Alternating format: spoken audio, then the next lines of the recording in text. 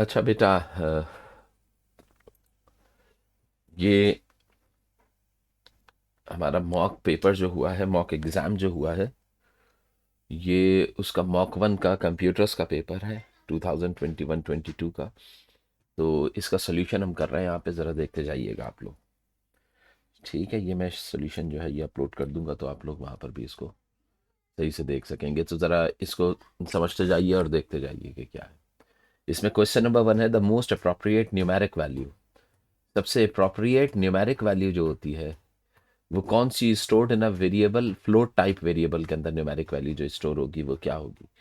तो फ्लोट के अंदर आप जानते हैं नेगेटिव इंक्लूड होता है, लेकिन पॉइंट्स आते हैं, ये डॉट नहीं आता, ये जो कॉमा दिया हुआ है इस तरीके से, ये भी कॉमा नहीं आएगा, ये भी कॉमा नहीं आएगा।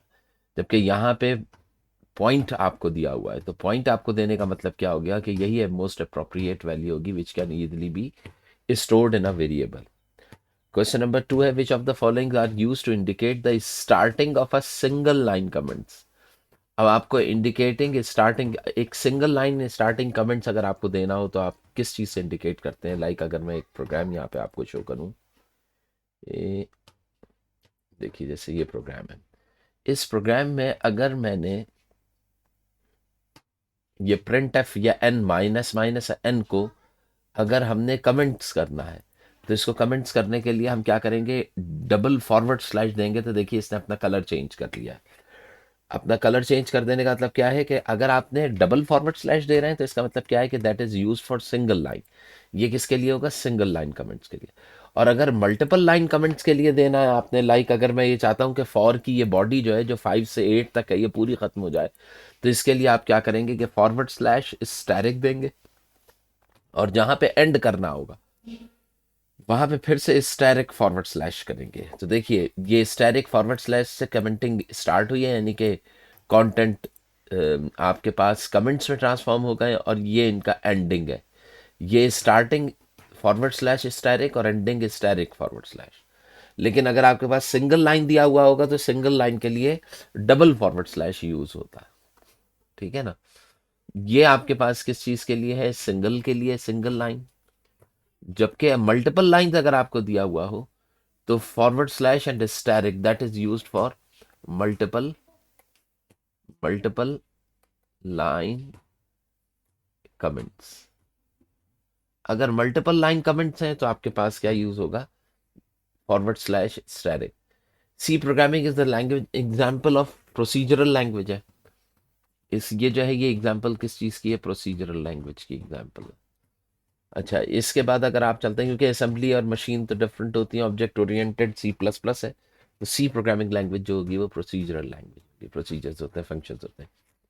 If the main function does not return, अगर मेन फंक्शन कोई वैल्यू रिटर्न नहीं कर रहा, but it has an integer argument, जबकि उसका आर्ग्यूमेंट, आर्ग्यूमेंट ब्रैकेट में लिखा जाता है।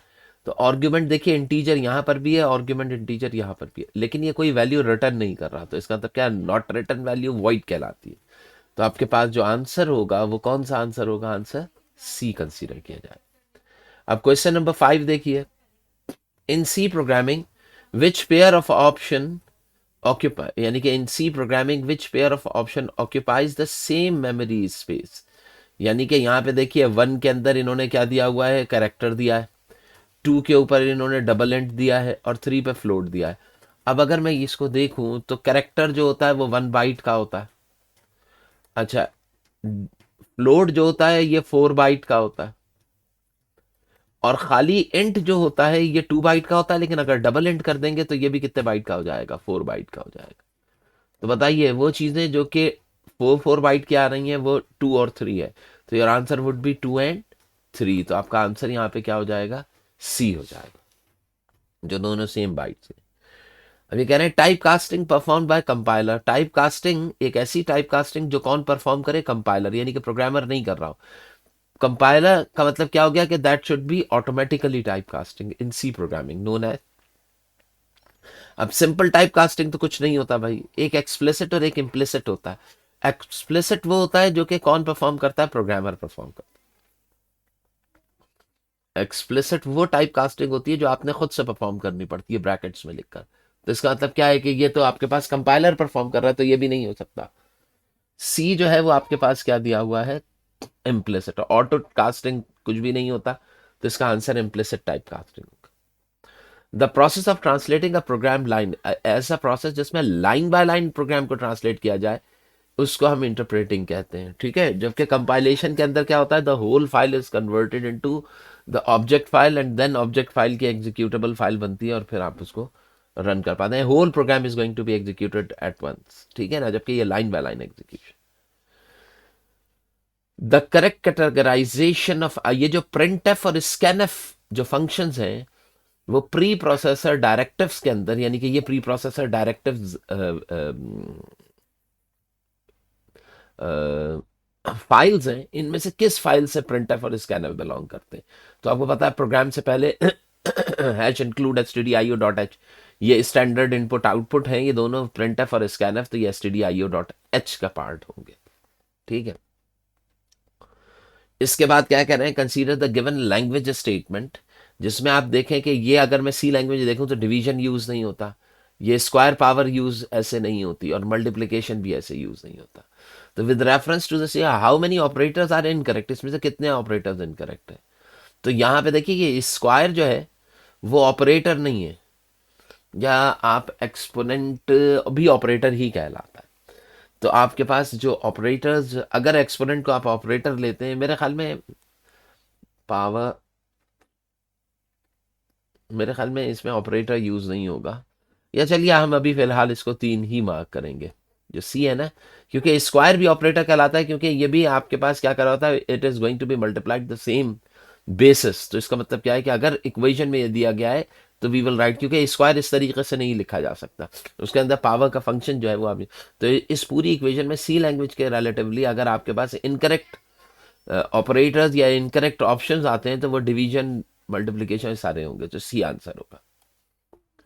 The purpose of using float in, बताइए जो फ्लोट इस स्टेटमेंट में यूज कर रहे हैं उसका क्या है, कि वेरिएबल एक्स के आगे अगर आपने फ्लोट लगाया हुआ है, तो इसका मतलब क्या है कि वेरिएबल की टाइप जो है वो फ्लोट नहीं है, कुछ और है, और आप एक्सप्लिसिट टाइप कास्टिंग फ्लोट करके इसको लिख रहे हैं, तो प्रिंट ओनली इंटीजर वैल्यू नहीं, display all the input values on the screen, perform explicit type. अब यहाँ पे देखें कि यहाँ पे ये कहलाता है एक्सप्लिसिट टाइप का, because programmer is performing integer x, जो होगा वो इंटीजर टाइप का वेरिएबल होगा, जिसपे फ्लोट लगा के इन्होंने इसको किस में ट्रांसफॉर्म कर दिया है, फ्लोट में।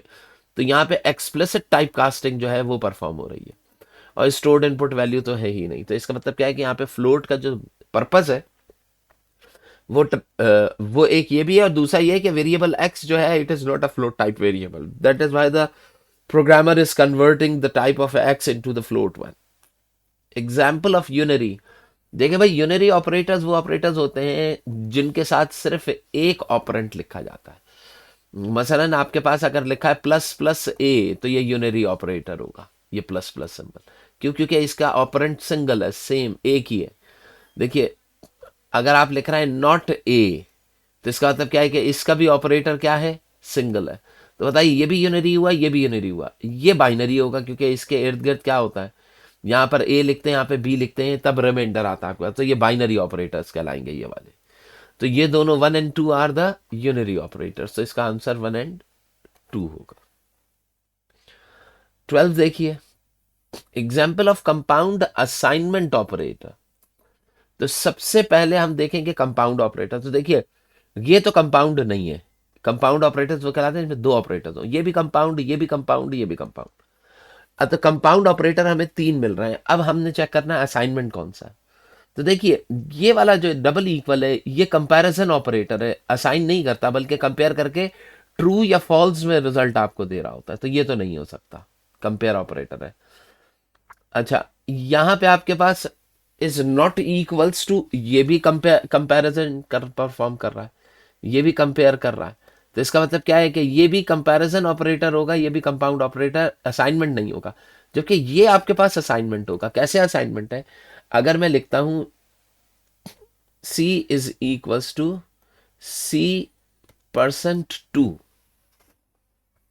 तो इसका मतलब क्या है कि C%2 कैलकुलेट करेंगे, whatever answer you are having that is moved in C. जब ये आंसर सी में मूव होगा तो सी के अंदर वैल्यू क्या हो जाएगी, असाइन हो जाएगी। आप ये बताइए, इसी स्टेटमेंट को मैं ऐसे लिख सकता हूं कि सी परसेंट इक्वल टू 2, तो ये ऑपरेटर परसेंट इक्वल टू, ये दोनों स्टेटमेंट सेम है, तो इसका मतलब क्या है, ये कंपाउंड भी है और असाइनिंग भी है। तो इस ऑपरेटर को, ऑपरेटर डी जो होगा वो कंपाउंड असाइनमेंट ऑपरेटर कंसिडर।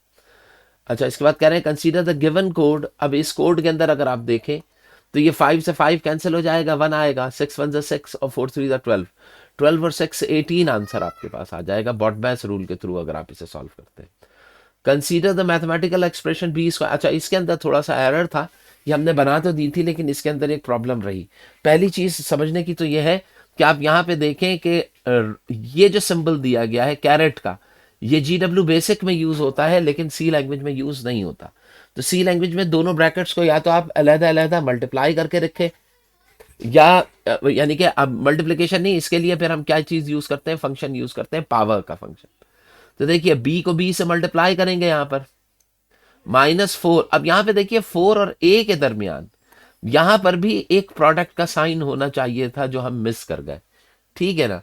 तो इस क्वेश्चन में अगर यहाँ पे प्रोडक्ट का साइन होता तो ये आंसर पॉसिबल हो जाता, लेकिन चूंकि नहीं है, मैं सब जगहों पे मिस कर गया हूं प्रोडक्ट का साइन, तो इस वजह से मैंने इस क्वेश्चन के मार्क्स जो हैं, वैसे देखा जाए तो आंसर ये हो सकता है, लेकिन मैंने इस क्वेश्चन के मार्क्स आपको सबको दे दिए हैं, ठीक है ना।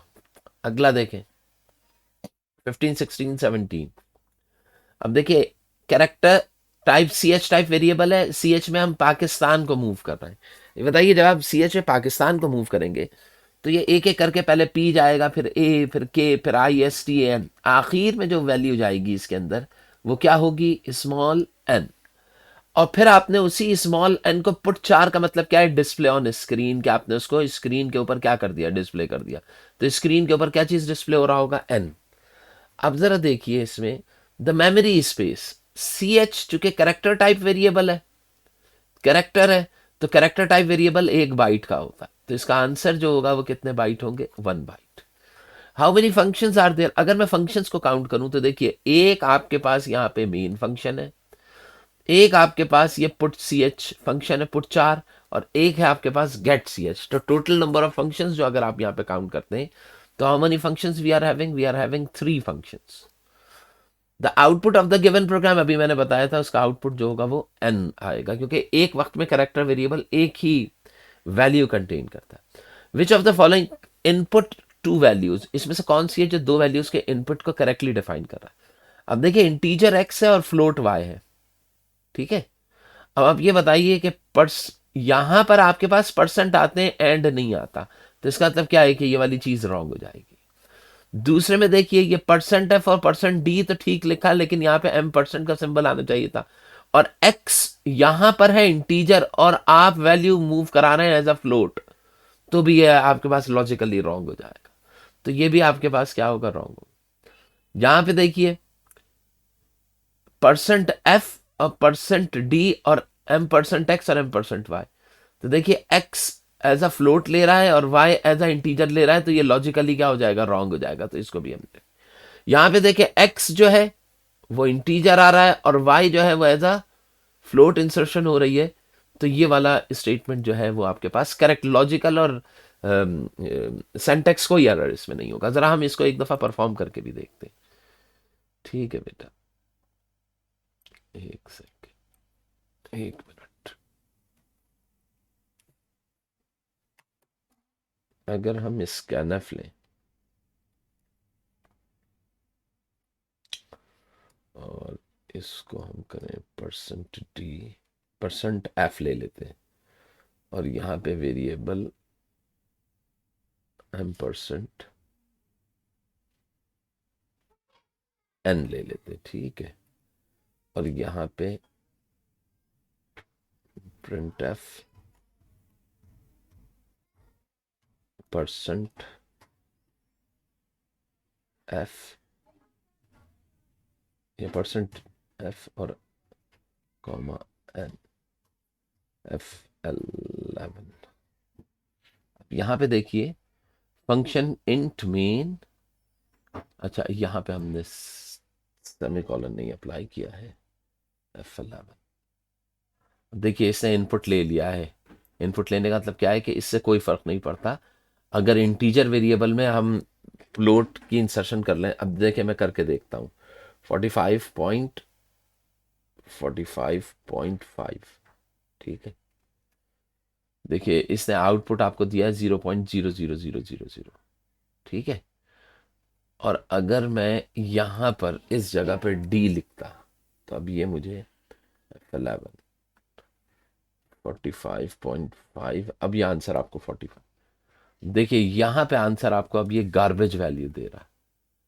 गार्बेज वैल्यू देने का मतलब ये है कि अगर आपने वेरिएबल रखा हुआ है इंटीजर और इनपुट ले लिया आपने फ्लोट, तो जब आप उस फ्लोट वेरिएबल को प्रिंट कराएंगे तो उस फ्लोट वेरिएबल में वैल्यू तो मूव होगी लेकिन कोई गार्बेज वैल्यू मूव हो रही है, यानी कि एक्चुअल वैल्यू नहीं जाएगी। तो इसका मतलब क्या है कि लॉजिकली इसके अंदर क्या रहेगा, आपके पास एरर रहेगा, यानी कि रॉन्ग हो जाएगा ये। यहाँ पे if we are having a float और इंटीजर वेरिएबल, अब यहाँ पे देखिए, यहाँ पे अगर आप देखें तो ये एग्जीक्यूट हो जाएगा, इसमें सिंटैक्स कोई एरर नहीं है, ठीक है ना, इसमें नो सिंटैक्स एरर, ठीक है, नो सिंटैक्स एरर। लेकिन वेरिएबल एक्स और वाई जो होंगे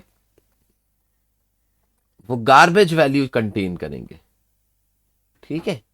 और गार्बेज क्यों कंटेन करना है, क्योंकि जब आपने इंटीजर लिया है तो उसमें इंटीजर ही वेरिएबल, और फ्लोट लिया है तो फ्लोट ही का सिंबल यहाँ पे हमने स्पेसिफायर यूज करने चाहिए। अच्छा भाई, अब इसके बाद आता है आपके पास the format specifier used to read और प्रिंट अ स्ट्रिंग वैल्यू। एक स्ट्रिंग वैल्यू को प्रिंट या रीड करने के लिए परसेंट एस यूज किया जाता है, string value. Percent d, percent f और परसेंट सी आप जानते हैं। कंसीडर द गिवन स्टेटमेंट, अब इस स्टेटमेंट कह रहे हैं विल बी ट्रू। अभी बताइए ये स्टेटमेंट ट्रू कब होगी, when the value of variable. अभी बताइए कि ये भी ट्रू, ये ट्रू उस वक्त कहलाएगी चूंकि एंड दिया हुआ है, ये भी ट्रू आए और ये भी ट्रू आए। अभी बताइए ये ट्रू कब होगा, जब ये कोई ऐसा नंबर जो कि एग्जैक्टली डिविजिबल बाय 5। अब देखिए 10 लेता हूं, 10 एग्जैक्टली डिविजिबल 5 है तो ये तो ट्रू हुआ, लेकिन 10 एग्जैक्टली डिविजिबल बाय 6 नहीं है तो ये फॉल्स हो गया, तो ये गलत हो जाएगा, 10 नहीं लिया जा सकता। अब 12 रख के देखें एक ही जगह, 12 डिवाइडेड बाय 5, जब आप 12 डिवाइडेड बाय 5 करेंगे तो 12 डिवाइडेड बाय 5 ये फॉल्स हो जाएगा। अब ये चाहे 12 ट्रू भी होता है तो भी ये फॉल्स रहेगा, क्योंकि जब तक दोनों ट्रू नहीं होते।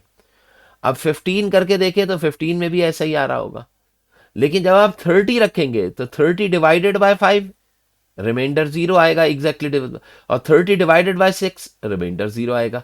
तो इसका मतलब क्या है कि बेस्ट ऑप्शन जिसके ऊपर फॉर द वैल्यू ऑफ ए 30 अगर होता है आपके पास, तो इस एक्सप्रेशन का रिजल्ट जो होगा वो ट्रू आएगा।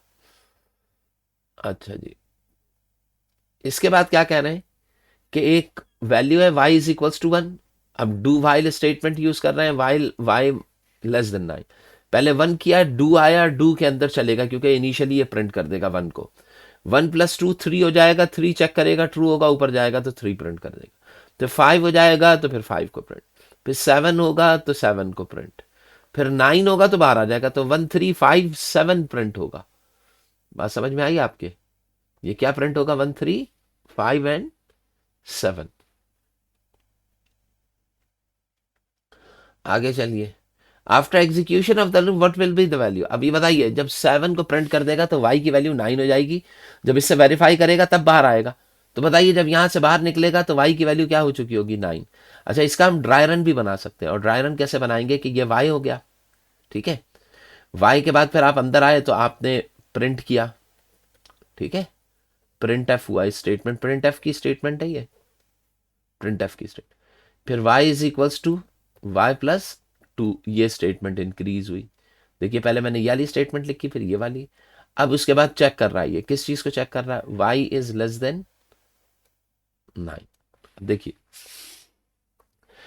इनिशियली y की वैल्यू 1 आई, आप अंदर उतरे तो ये 1 क्या हो गया, स्क्रीन के ऊपर प्रिंट हो गया।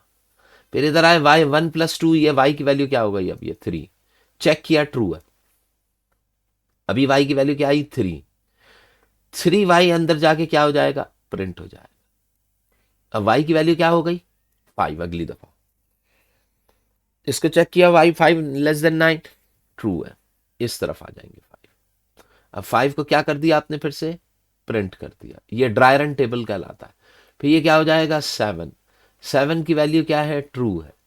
अब ट्रू होने का मतलब क्या है कि 7 यहाँ पर आएगा और 7 को क्या कर दिया जाएगा, प्रिंट, यानी कि ये बॉक्सेस जो है ये रिप्रेजेंट कर रहे हैं कि ये चीज़ें प्रिंट हो रही हैं। फिर ये 7 से ऐड अप करेंगे तो ये क्या हो जाएगा 9, और यहाँ पे ये कंडीशन क्या हो जाएगी, फॉल्स, और आप एग्जिट कर जाएंगे। तो ये लूप 3 टाइम्स एग्जीक्यूट होगा, ठीक है, 1 2 3, और यानी कि 3 टाइम्स लूप के अंदर अगर आप आएंगे तो 4 टाइम्स आ रहे हैं। Checking of statement 3 times true होगी और 4th टाइम फॉल्स हो जाएगी। अच्छा, अब आप यहाँ पे ये देखिए कि ये वो नंबर्स हैं जो कि प्रिंट हो रहे हैं 1 3 5 एंड 7, तो ये 1 3 5 7। बताइए जब आप लूप से बाहर आएंगे तो वाई की वैल्यू उस वक्त क्या होगी, 9 होगी। जब आप, तभी तो कंडीशन फॉल्स होगी। तो after execution the value of loop will be 9। In above diagram do while statement जो होती है is the part of looping structure है इसका।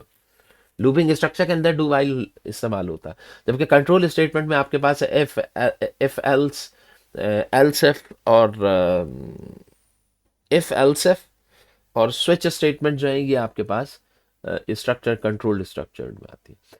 विच of the following is correct conversion of the given program. अच्छा, अब ये ऑफ अबव प्रोग्राम कह रहे हैं, यानी कि इसमें से कौन सा करेक्ट कन्वर्जन दे रहा है आपको। एक मिनट, ये बताइए कि मुझे अबव प्रोग्राम का मतलब क्या है, मुझे प्रिंट कराने 1357, तो बताइए इसमें से कौन सा प्रोग्राम मुझे 1357 और प्रिंट करके देगा। तो आप यहाँ पे चेक कीजिए, तो आप देखेंगे कि पहले इन्होंने क्या किया है, यहाँ पे अगर आप देखें तो यहाँ पे इन्होंने इंटीजर और की स्टेटमेंट ये आई, प्रिंट।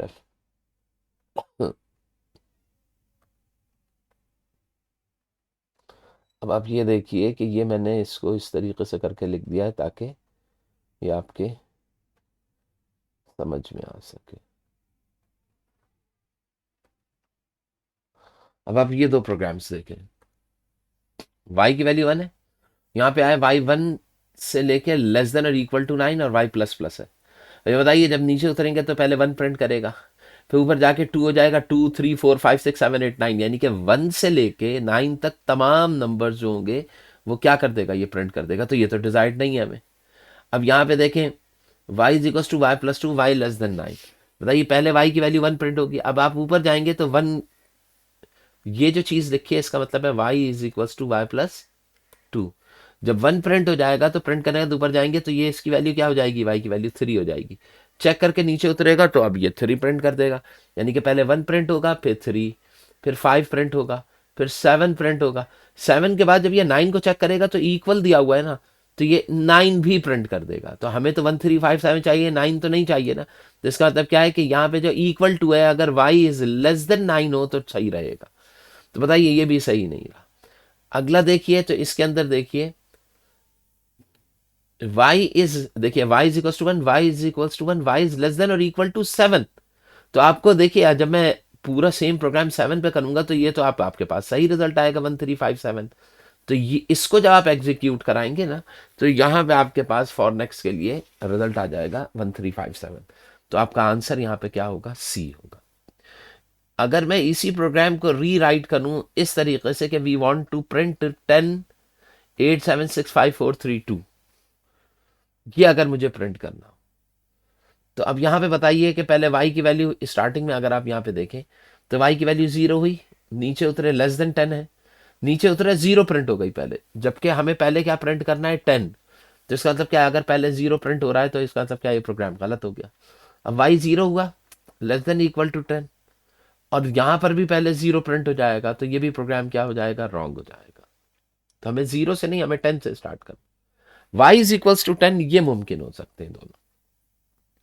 अब y is equal to 10, y is greater than और इक्वल टू 2, तो अभी कंडीशन ट्रू है क्योंकि y की वैल्यू ज्यादा है। अब y की वैल्यू 10 के बाद 2 माइनस किया, पहले क्या प्रिंट होगा 8, फिर प्रिंट होगा 6, फिर 4, फिर 2, और 2 के बाद, तो इसका मतलब क्या है कि मेरे पास आंसर आया 8 6 4 2, जबकि हमें चाहिए 10 8 6 4 2। तो 10 भी तो एग्जीक्यूट करें। तो अब 10 के लिए इन्होंने क्या किया है, कि इसी स्टेटमेंट को इक्वल्स टू 2 तक के लिए y is less then, y is greater than और इक्वल टू y माइनस 2, और ये कर दिया हमने। आप यहाँ पे देखें इक्वल टू 2 के ऊपर आ रहा है, तो इसकी एग्जीक्यूशन में y is equal to 10, y is greater than 2। अब y is equal to y minus 2 का मतलब क्या है कि 10 आएगा, 10 के अंदर y माइनस 2, फिर ये 8 से स्टार्ट करेगा, 8 प्रिंट करेगा, फिर सारे प्रिंट करता चला जाएगा, तो ये इसकी प्रिंटिंग होगी। तो अब आप देखें कि इस प्रोग्राम के अंदर, इस स्टेटमेंट के अंदर हमें अगर अगर हमें 10 से लेके 2 तक प्रिंट कराना था, तो हमने यहाँ पर इन स्टेटमेंट्स को चेंज करना था। यानी कि इसके अंदर एरर है, इसके भी मार्क्स मैं आपको पूरे दे दूंगा, लेकिन इसमें एरर क्या आ रहा है कि अगर ये y माइनस 2 नीचे लिखा होता, तो ये पूरे का पूरा स्टेटमेंट जो थी वो एक्यूरेटली सही एग्जीक्यूट हो जाती, यानी कि 10 से लेके 2 तक एग्जीक्यूट होती। क्योंकि यहाँ पे 10 से लेके 2 तक एग्जीक्यूट करना है, लिहाजा अगर y माइनस 2 नीचे लिखा होता, तो ये पूरा पूरा एग्जीक्यूट आपके पास इक्वली हो जाता। यानी कि पहले 10 प्रिंट करता, फिर 8 करता, फिर 6, फिर 5, और इस तरीके से लेके चलते। तो यहाँ पर ये आपके पास सी आंसर आना चाहिए, लेकिन सी आंसर क्यों नहीं आ रहा है? क्योंकि मैंने अभी आपको बताया कि इसके अंदर क्वेश्चन में, तो इसके मार्क्स आपको दे दिए जाएंगे। विच of the following control structure, इसमें से कौन सा कंट्रोल स्ट्रक्चर है? देखिए फॉर लूप तो नहीं हो सकता, if else statement control structure होता है। इसके अलावा भी देखिए एक फॉर्मेट और pre processor directive control structure में नहीं आते, तो वही होगा। Which of the following loop that must be executed once a time even condition, अगर कंडीशन फॉल्स भी हो तब भी एक दफा जरूर एग्जीक्यूट होंगे। तो आप जानते हैं कि डू व्हाइल लूप ऐसा लूप होता है जिस जो कि अगर कंडीशन फॉल्स भी हो जाए, चूंकि condition is checking after execution, तो अगर कंडीशन फॉल्स भी थी तो एक दफा एग्जीक्यूट हो चुका होता है। Which of the following is a repetitive structure, तो इनमें से रिपीटेटिव स्ट्रक्चर जो बार बार रिपीट करे वो डू व्हाइल लूप आपके पास रिपीटेटिव स्ट्रक्चर कहलाए। Which of the following is used to format a display string in printf function? To format, इसमें से कौन सा ऐसा है जो कि जो स्ट्रिंग आप printf के अंदर, फंक्शन के अंदर जब आप इस स्ट्रिंग को डिस्प्ले करने के लिए जाते हैं, तो उसके फॉर्मेट को सेट करने के लिए कि वो किस लोकेशन पे प्रिंट होगा, कर्सर आगे पीछे कैसे मूव करेगा, तो वो उसके लिए एस्केप सीक्वेंसेस यूज होते हैं, जिसमें स्लैश आर होता है, स्लैश एन होता है, स्लैश ए स्लैश बी होता है। These are the escape sequences. अच्छा, hash define is the part, hash define देखिए हैश हैश इंक्लूड है, तो ये प्री प्रोसेसर डायरेक्टिव का पार्ट हो। If more than 2 condition tested is to be tested, then the conditional statement that should be use. अब बताइए 2 या 2 से ज्यादा कंडीशंस को अगर टेस्ट किया जाए तो स्विच बेस्ट होता है इसमें, और एल्स इफ भी बेस्ट होता है, तो 1 और 3 इसका आंसर होगा। लेकिन यहाँ पे हमने 1 और 3 दोबारा से इसमें मेंशन नहीं है, तो इसके भी मार्क्स आपको मिल गए हैं। ठीक है ना, तो ये 31 क्वेश्चन के भी मार्क्स आपको दिए जा चुके हैं। ठीक है, अगर ये 1 और 3 होता तो 1 और 3 इसका करेक्ट आंसर होता। ठीक है, अगर अगर हम 1 और 2 के बजाय से 1 और 3 कर दें, तो इसका सही आंसर जो होगा वो 1 एंड 3 होगा, क्योंकि इफ एल्स स्टेटमेंट में सिर्फ 2 कंडीशंस चेक हो पाती है। How many types of loops are there in C? C language के अंदर 3 तरह के लूप्स होते हैं, एक फॉर है, एक डू है, और एक डू व्हाइल। अब यहाँ पे ये क्या कह रहे हैं, यहाँ पे ये कह रहे हैं कि आपके पास what is the output of this program. देखिए 5.25 एक न्यूमेरिक वैल्यू, फ्लोट वैल्यू है, ये इंटीजर की जगह पे अगर आप प्लेस कर रहे हैं तो आपके पास आंसर 0 पॉइंट, खाली 0 आंसर देगा, क्योंकि आप जानते हैं कि यहाँ पे टाइप कास्टिंग जो है वो इम्प्लिसिट परफॉर्म नहीं होगी, लिहाजा इसकी जगह वो आंसर आपको क्या दे रहा होगा, कोई सिंटैक्स एरर नहीं आएगा, प्रोग्राम एग्जीक्यूट हो जाएगा, लेकिन आंसर में आपको 0 डिस्प्ले दे रहा होगा, यानी कि इसका आंसर होगा डी।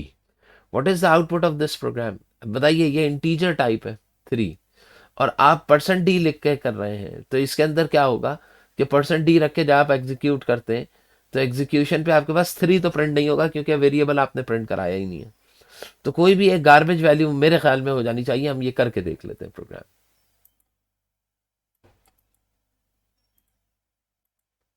एक मिनट, इसको हम प्रिंट करके देख लेते हैं ताकि ये चीज समझ में आ जाए।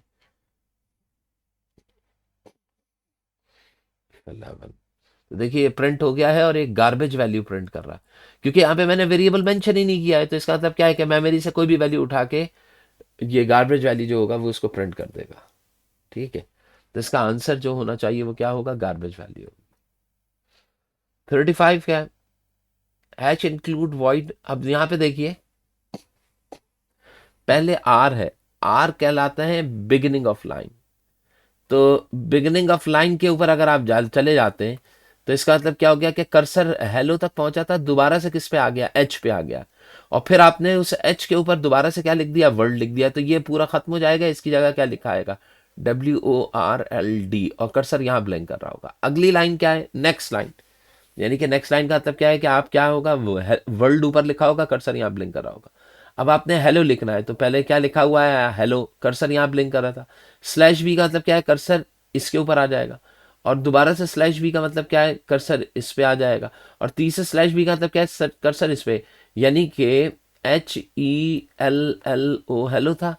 तो तीन कर्सर अगर बैक करेंगे तो 1 2 3, यानी कि कर्सर अभी यहाँ पे खड़ा होगा, ही लिखा रहेगा, कर्सर एल पे होगा। उसके बाद फिर वर्ल्ड लिखना है तो ये हट जाएगा, इसकी जगह यहाँ पे क्या लिखा हुआ आ जाएगा, वर्ल्ड, यानी कि ये वाली चीज यहाँ से हटेगी, और अब यहाँ पे ही वर्ल्ड लिखा हुआ आएगा, यानी कि ऊपर वर्ल्ड है और नीचे क्या है, ही वर्ल्ड है। तो देखिए वर्ल्ड एंड ही वर्ल्ड, ये वाला बी ऑप्शन जो है ये इसका क्या कंसीडर किया जाएगा, करेक्ट कंसीडर किया जाएगा। ठीक है, अगला देखें। इंटीजर टाइप में 1 2 3 इसके अंदर हम प्लेस कर रहे हैं। अब ये देखें कि वेरिएबल, एक वेरिएबल में यहाँ पे 3 वैल्यूज कॉमा डाल डाल के प्लेस की जा रही हैं। इसका मतलब क्या है कि ये अगर आप एग्जीक्यूट करेंगे ना तो ये एग्जीक्यूट हो जाता है, लेकिन जो इसमें वैल्यू मूव होगी वो अभी भी कौन सी मूव होगी, फर्स्ट वैल्यू मूव होगी, यानी कि आई की वैल्यू क्या रहेगी, 1। इसमें 2 मूव नहीं होगा, 3 मूव नहीं होगा। ठीक है, लेकिन किसी किस्म का सेंटेक्स एरर, इसमें सेंटेक्स एरर किसी किस्म का नहीं आएगा, इसमें कोई सेंटेक्स एरर नहीं होगा। वैल्यू ऑफ आई क्या रहेगी, 1। देखें ये मैं आपको करके भी दिखा देता हूं, इसको हम एग्जीक्यूट भी करके देख लेते हैं ताकि ये जहन में रहे।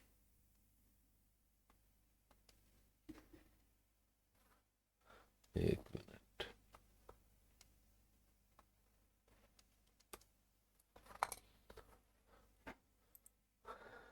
एक सेकेंड,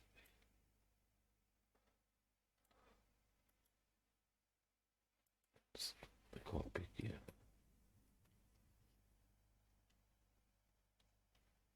ठीक है भाई, अब देखिए इसको एग्जीक्यूट कर लेते हैं।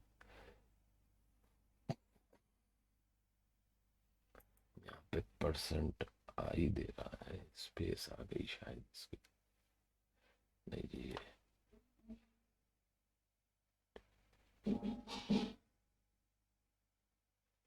अच्छा हाँ ठीक है, इंट में मैंने हैश इंक्लूड नहीं किया है, तो हैश इंक्लूड stdio.h,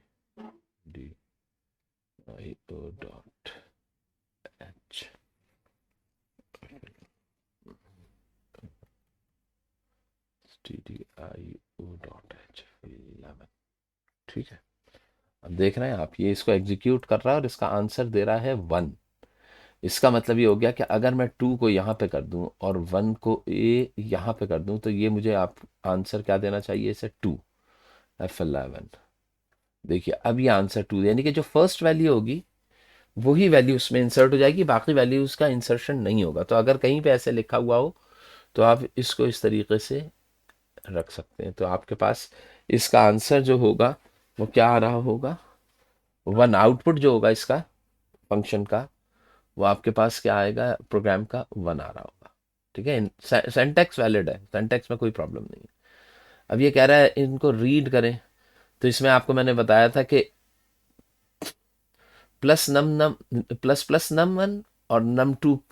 अब इसका मतलब क्या होता है कि अगर आपके पास लिखा है नम 1 प्लस नम 1, तो इसका मतलब क्या है कि first it will add the numbers and then it will return a value for comparison और एनीथिंग एल्स। पहले एडिशन होगी और फिर क्या होगा, रिटर्न होगी वैल्यू। और अगर ये उल्टा लिखा है ऐसे कि आपके पास लिखा है num1 प्लस प्लस, तो इसका मतलब क्या है, first it will return value, comparison के लिए रिटर्न कर देगा value, and then it will add the number, और फिर ये नंबर्स को क्या करेगा, ऐड करेगा। अब आप यहां पे देखिए कि यहां पे कॉन्सेप्ट जो दिया जा रहा है वो क्या है आपका, यहां पे अगर आप कॉन्सेप्ट देखें तो देखिए, इसको मैं थोड़ा सा आगे बढ़ाऊं, देखें भाई, शुरू में नम की वैल्यू क्या दे रहे हैं, ये स्टार्टिंग में नम वन जो है वो 7 है और नम टू भी 7 है। अब कंपेयर करने आए तो बताइए, इनिशियली प्लस प्लस नम लिखा है तो पहले ऐड होगा, नम वन की वैल्यू जो 7 थी वो क्या हो गई, 8, और नम टू की वैल्यू क्या है, 8 हो गई, फिर 8 को इसने रिटर्न किया है, और यहां से क्या रिटर्न हो रहा है, 7, तो 7 और 8 कंपैरिजन करेंगे तो ये फॉल्स हो जाएगा, तो पहली स्टेटमेंट क्या हो जाएगी, एलिमिनेट हो जाएगी, एग्जीक्यूट नहीं करेगी। अभी आपको पता है कि नम वन 8 है और नम टू जो है वो 7 है। अब बताइए, यहां से नम वन रिटर्न जो हो रहा है कंपैरिजन के लिए वो 8 हो रहा है, यहां से नम टू रिटर्न हो रहा है, एडिशन बाद में हो रही है, पहले रिटर्न हो रहा है, ठीक है, प्लस प्लस बाद में आ रहा है, तो इसका मतलब क्या है कि इसने रिटर्न क्या किया, 7 रिटर्न किया, कंपैरिजन पे आंसर इसका आया फॉल्स, और आफ्टर कंपैरिजन ये जो 7 था वो किस में ट्रांसफॉर्म हो गया, 8 में ट्रांसफॉर्म, यानी कि अब नम वन भी 8 है और नम टू भी क्या है, 8 है। अब इसका मतलब क्या है, ये जब फॉल्स हुई तो ये स्टेटमेंट भी एग्जीक्यूट नहीं करेगी। अब यहाँ पे बताइए, नम वन पहले रिटर्न करेगा वैल्यू, यानी कि 8 रिटर्न कर रहा होगा, यहां से भी क्या रिटर्न हो रहा होगा, 8, तो दोनों 8 8 रिटर्न होंगे, तो ये आंसर क्या आ जाएगा, इसका ट्रू हो जाएगा।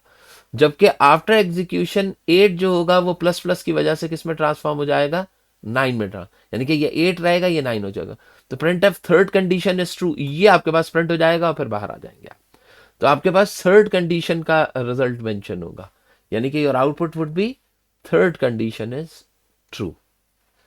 अब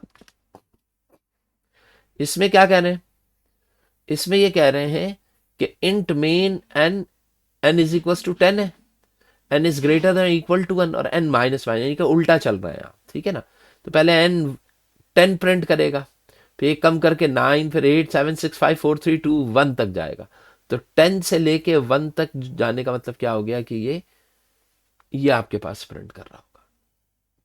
अब यहां पे देखिए, for N is equal to 1 पहले लिया है, फिर आप जब यहां पहुंचे तो यहां पे किस तरीके से चेकिंग होगी, यहां पे पहले चेक करेगा एन की वैल्यू 6 पे, एन को किससे चेक करेगा, 6 से चेक कर, तो एन की वैल्यू अभी जो है वो पहले ऐड होगी, तो 1 की जगह एन की वैल्यू पहले ऐड करेगा फिर चेक करेगा, तो ऐड होगी एन की वैल्यू 1, तो एन की वैल्यू क्या हो जाएगी, 2, अब 2 को इसने 6 से कंपेयर किया तो ये आ गया ट्रू, ट्रू होने का मतलब क्या है कि ये इसने प्रिंट एफ एन, यानी कि 2 को क्या कर दिया, प्रिंट कर दिया। अब जब यहां से बाहर आएगा तो दोबारा से कहां जाएगा, एन प्लस प्लस, क्या 2 n प्लस प्लस का मतलब क्या है कि अब n की वैल्यू क्या हो जाएगी, 3, 3 जब जाएगा यहाँ कंपैरिजन के लिए तो प्लस प्लस 3 को क्या कर देगा, 4 कर देगा, तो n की वैल्यू 4 कंपेयर होगी किसके साथ, 6 के साथ, तो ये ट्रू निकलेगा, नीचे आके अब क्या चीज प्रिंट कर देगा, ये 4 भी। दोबारा से ऊपर जाएंगे तो n की वैल्यू यहाँ पे क्या हो जाएगी, 5, यहाँ पहुंचेगा तो 5 की n की वैल्यू क्या हो जाएगी, 6, 6 को कंपेयर करेगा 6 के साथ तो लेस देन 6 है, ये आपके पास जो आ रहा है ये लेस देन 6 है, तो जब लेस देन 6 आ रहा है तो आपके पास आंसर सिर्फ और सिर्फ क्या रहेगा, 2 and 4, यहां से फिर आप वापस आ जाएंगे और खत्म हो जाएगा, तो your answer would be 2 and 4, तो डी इसका आंसर होगा 39 का, 39 का आंसर क्या है आपके पास, डी है। अब 40 देखिए, 40 के अंदर क्या कह रहे हैं कि वाइल प्लस प्लस 1, अब आई की वैल्यू पहले क्या हुई, 1, आई की वैल्यू 1 होने के बाद प्लस प्लस का मतलब क्या है, अब आई की वैल्यू क्या हो गई, 2, 2 इज लेस देन 10, ट्रू व नीचे आए तो आपने प्रिंट क्या कराया है, आई प्लस प्लस का मतलब क्या है, you are printing I here, तो आई को प्रिंट कराने का मतलब क्या है कि आई प्रिंट होने का मतलब ये हो गया कि क्या चीज प्रिंट हो जाएगा, 2, प्लस प्लस का मतलब क्या है, अब आई की वैल्यू क्या हो जाएगी, 3, यहां पे आई की वैल्यू क्या हो गई, 3, 3 के बाद जब आप नीचे आए तो ये प्लस प्लस आई का मतलब क्या है कि आई की वैल्यू 3 के बाद यहां पे क्या हो जाएगी, 4 हो जाएगी। अब आप ऊपर पहुंचेंगे और 4 को वेरीफाई करेंगे इससे, तो 4 जो होगा वो ये ट्रू होगा, तो भाई देखिए अब आई की वैल्यू क्या हो गई है, 4, और 4 को यहाँ पे आए चेक करने के लिए, जब आप 4 को चेक करेंगे तो 4 प्लस प्लस 5 बन जाएगा। 5 is less than equal to 10, true यहां पे आएगा तो 5 को क्या करा देगा, 2 के बाद क्या प्रिंट कराएगा 5। अब आएगा ये प्लस प्लस, तो 5 प्लस प्लस किस में ट्रांसफॉर्म हो जाएगा 6 में, और प्लस प्लस आई किस में ट्रांसफर हो जाएगा 7। अब ये ऊपर आके चेक करने के लिए आएगा, तो 7 से क्या बन जाएगा ये 8, क्योंकि पहले प्लस प्लस होगा। अब 8 को जब इससे कंपेयर करेगा तो नेक्स्ट वैल्यू 8 है, तो 8 को 10 से कंपेयर करेगा, ये भी ट्रू हो जाएगा। तो अब क्या चीज प्रिंट करेगा, पहले 8 प्रिंट करेगा, 8 से यहाँ पे इसको क्या कर देगा 9, 9 से यहाँ पे क्या करेगा 10, 10 ऊपर जाके क्या हो जाएगा 11, 11 को कंपेयर करेगा तो ये फॉल्स हो जाएगा। तो यहाँ से फिर क्या कर जाएंगे, आप बाहर आ जाएंगे, तो आपके पास आउटकम जो होगा, जो रिजल्ट आ रहा होगा वो 258 आ रहा हो। अब एटीपी है ऑल्टरनेट टू प्रैक्टिकल। ये देखिए यहाँ पे फ्लोट टाइप की ग्रॉस सैलरी, बेसिक डी और टीए दिया हुआ आपको। Enter the basic salary, print F कर रहे हैं ऊपर, तो इसका मतलब क्या है, यहाँ पे स्कैन एफ स्टेटमेंट चाहिए होगी। अच्छा, उसके बाद फॉर्मूला अप्लाई किया, the total memory in bytes, बताइए कितने बाइट टोटल मेमोरी फ्लोट के अंदर, 1 2 3 4, 4 वेरिएबल है, एक वेरिएबल 4 बाइट का है, तो 4 चौक 16, 16 बाइट आपके पास इसका पहले का आंसर होगा। द कोड लाइन, अब यहां पे आपने इनपुट बेसिक सैलरी ले रहे हैं, तो बेसिक सैलरी बेसिक है, तो इनपुट लाइन बेसिक के लिए क्या होगा, परसेंट एफ रखूंगा क्योंकि फ्लोट है, और एम परसेंट बेसिक, तो ये वाला जो स्कैन एफ जो है ये परफेक्ट होगा, तो बी इसका आंसर होगा। 43 का आंसर देखिए, if the value of the basic salary is, अगर बेसिक सैलरी 1000 है, तो बताइए ग्रॉस सैलरी कितनी आ रही होगी। तो इस प्रोग्राम को एग्जीक्यूट करें, और 1000 अगर आप बेसिक सैलरी डाल रहे हैं तो ग्रॉस कितनी आ रही होगी। तो अब आप देख लीजिएगा, इसको डिवाइड करके अगर आप सॉल्व करते हैं तो आपके पास इसका एक सर्टेन, देखिए शायद मेरे पास ये प्रोग्राम यहाँ पर सैलरी का बना हुआ हो, नहीं सैलरी का प्रोग्राम,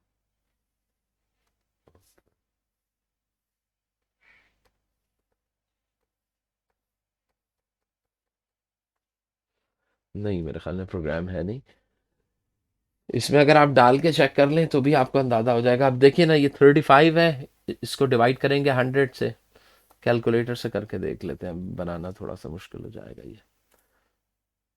तो ये क्या आ जाएगा 0.35 हुआ ना, फ्लोट में कन्वर्ट कर देंगे तो 0.35 हो जाएगा। तो बेसिक यानी कि 1000 को मल्टीप्लाई करेंगे, मल्टीप्लाई करेंगे 0.35 से, तो ये आ जाएगा 350, और जब 7 से करेंगे तो ये आ जाएगा 70। 350 और प्लस 70 कितना होता है, तो आपके पास आएगा आंसर 420। तो 1000 में जब आप 420 को ऐड करेंगे तो 1000 ये आ जाएगा, 420 को ऐड करेंगे तो आपके पास आ जाएगा बी ऑप्शन, 1420 आपके पास ग्रॉस है। Which statement contain explicit type casting, अब ये बताइए इसमें एक्सप्लिसिट, आप जानते हैं कि यहाँ पे ये एक्सप्लिसिट हो रही है, फ्लोट है, ठीक है ना। तो यहाँ पे कौन सी स्टेटमेंट नंबर 9 जो है ना वो एक्सप्लिसिट रख रही है, एक्सप्लिसिट टाइप कास्टिंग। उसके बाद क्या है, अब देखिए the program written to display the centered middle number out of the three, यानी कि हमने एक ऐसा प्रोग्राम लिख रहे हैं जिसमें हम डिस्प्ले कर रहे हैं सेंटर्ड, या फाइंड आउट कर रहे हैं कि which one is the middle one. 3 number है, ऑर्डर में अरेंज है, उसका हमने मिडल नंबर फाइंड आउट करना है of the 3 given, 3 given number है, ठीक है। तो एक ए है, एक बी है, एक सी है सपोज, यानी कि एक नम 1 है, एक नम 2 है, और एक नम 3 है। इनकी अलग अलग वैल्यूज दी गई हैं, तो हमने इनको अरेंज करना है या लिखना है या फाइंड आउट करना है कि which one is the centered middle number, इन तीनों में से मिडिल नंबर कौन सा होगा। तो मिडिल नंबर की इवेल्युएशन के लिए अगर हम ये कहें कि नम 1 जो है वो मिडिल नंबर है, नम 1 अगर मिडिल नंबर हो, तो इसका मतलब क्या है कि नम 1 मिडिल में आने का मतलब क्या है कि 1 इधर होगा, 2 इधर होगा, 3 उधर होगा। 1 मिडिल में कैसे आएगा कि 1 is greater than 2 and less than 3। देखिए नम इज ग्रेटर देन 2, ये तो समझ में आती है, एंड होना चाहिए, यहाँ पे और दिया हुआ है, तो ये तो और वाली दोनों स्टेटमेंट्स रॉन्ग होंगी, एंड होना चाहिए। नम 1 इज ग्रेटर देन नम 2, तो ये वाली स्टेटमेंट तो ठीक आ रही है। And num 1 is less than num 3, num 1 is greater than num 3, तो नम सबसे बड़ा हो जाएगा, लेस देन होना चाहिए, तो ये वाली स्टेटमेंट गलत हो जाएगी। num1 is greater then num2, ये ठीक है, and num3 is greater then, num3 is greater then होना चाहिए था, तो ये वाली स्टेटमेंट भी रॉन्ग हो जाती है। वैसे मैंने ऑप्शन इसका लिखने की कोशिश की थी, लेकिन यह हम न्यूमेरिकल एमसीक्यू जब टाइप कर रहे थे तो उसमें मिस्टेक हो गई, तो ये होना चाहिए था num3 is greater then num1। तो इसका आंसर अगर यहाँ पे ग्रेटर का सिंबल होता तो आंसर इसका क्या सही होता, डी होता। लेकिन अभी प्रॉब्लम ये है कि चूंकि ये क्वेश्चन रॉन्ग हो गया है, लिहाजा क्वेश्चन नंबर 45 के मार्क्स आपको ऑल ऑल ट्रू करके दे दिए गए हैं, ठीक है ना। अच्छा जी, दूसरा क्या, कंडीशन इवेल्युएट करें true while checking num2 is greater then num1 और num3 is less then num1। देखिए num2 इज ग्रेट, अब देखिए यहाँ पे num2 is less then num1, num2 को अगर मैं पढ़ता हूं तो ये is less then num1 and num1 is greater then num2। यहाँ पे देखिए तो num2 is less then num1 जबकि num2 is greater then num1 कह रहा है ये, ठीक है ना। तो इसका मतलब क्या है कि पहली कंडीशन क्या हो गई, फॉल्स हो गई ये वाली चीज। num2 is greater then num1 ये सही है। अब कंडीशन में ये और कह रहा है, एंड कह रहा है, ये कह रहा है और, तो इसका मतलब क्या है, ये एंड वाली कंडीशन तो नहीं हो सकती, तो अब यही होगी num1 is greater then num3। अब बताइए num1 इज ग्रेटर और num3 is less then num1, तो num3 is less then num1, तो वो एक ही बात हुई। तो ये वाली स्टेटमेंट जो है ये आपके पास क्या कंसीडर की जाएगी, ट्रू कंसीडर की जाएगी। अब अच्छा इसके बाद कह रहे हैं कि n इज इक्वल टू 10 है और एक वेरिएबल i लिया है, i इज लेस देन और इक्वल टू n का मतलब क्या हो गया कि 10 है, यानी कि ये लूप कितनी दफा चलना चाहिए, 10 टाइम्स चलना चाहिए। ये लूप कितनी टाइम्स चलेगा, 10 टाइम्स चलेगा। तो इसका मतलब क्या है कि 10 टाइम्स क्या चीज प्रिंट होगा, विजन, ए ऊपर ऐसे करके विजन प्रिंट होता चला जाए। अब ये क्या कह रहा है, after loop condition become false the value, जब अब आपको पता है कि बताइए लास्ट में n की वैल्यू हो जाएगी 10, 10 टाइम प्रिंट हो जाएगा, जब ऊपर जाएंगे तो 10, n की वैल्यू क्या, i की वैल्यू क्या हो जाएगी 11। जब i की वैल्यू 11 होगी तो इसका मतलब क्या है, 11 के ऊपर जब बाहर आएंगे जो ब्रेक करेगा तो i की वैल्यू क्या हो चुकी होगी, 11 हो चुकी होगी। तो आपके पास आंसर 11 होगा। अब ये 48, 49 और 50 जो है इन क्वेश्चंस को देखिए आप। अच्छा जी, अब इसमें देखें कि ए 10 है और आंसर 0 है। ए आपके पास 10 दिया गया है और आंसर 0 दिया गया है। अब यहां पे देखें for int j is equal to 1 कह रहा है ये, j इज लेस देन और इक्वल टू a कह रहा है, ठीक है। अब a की वैल्यू 10 है, तो इसका मतलब क्या है कि इसको मैं कट करके यहां पे ये भी लिख सकता हूं कि j इज लेस देन और इक्वल टू 10 इसने कहा हुआ है, ठीक है। यानी कि j 1 से लेके 10 तक एक एक करके बढ़ेगा। अब यहां पे कंडीशन इसने क्या दी है, कहता है j की वैल्यू पहले 1 रखो, ऐसा नंबर निकालो जो 2 से भी डिविजिबल हो और 5 से भी डिविजिबल हो, दोनों। बताइए 1 नहीं होगा, 2 नहीं होगा, 2 यहां पर हो जाएगा, इधर नहीं होगा, 3 नहीं होगा, 4 यहां पर हो जाएगा, इधर नहीं होगा, 5 नहीं होगा, यहां पर हो जाएगा, 6 नहीं होगा, 7 नहीं होगा, 8, 9, सिर्फ और सिर्फ नंबर जो डिविजिबल होगा वो क्या होगा, j इज इक्वल टू 10, क्योंकि 10 इधर भी डिविजिबल होगा, इधर भी डिविजिबल होगा। तो जैसे ही आंसर इसकी वैल्यू ट्रू आएगी तो वो ट्रू आउट ऑफ 10 सिर्फ 1 टाइम होगी, एक दफा आएगी। तो आंसर की वैल्यू एक दफा जब इंक्रीज करेगी तो आंसर की वैल्यू क्या आ जाएगी, 1 आ जाएगी। तो जब आप उसे डिस्प्ले करेंगे तो यहाँ पे देखिए 13 स्टेटमेंट है, देर आर 13 स्टेटमेंट है, which statement number contain unary operator.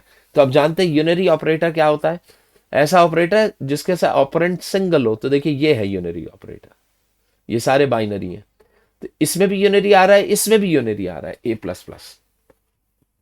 तो 5 और 8 स्टेटमेंट जो हैं वो ऐसी हैं जिसमें यूनरी ऑपरेटर आपके पास यूज हो रहा है।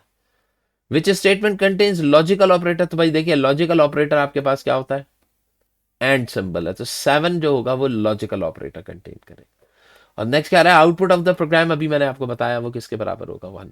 तो ये 50 क्वेश्चंस आपके पास ये पेपर के हो गए। ये ऑलमोस्ट आपके पास जो पेपर था ये कॉपी था, जो अभी लास्ट पेपर आप लोगों का फाइनल पेपर हुआ है आगा खान बोर्ड की तरफ से, उसको मैंने चेंज करके ये बनाया था।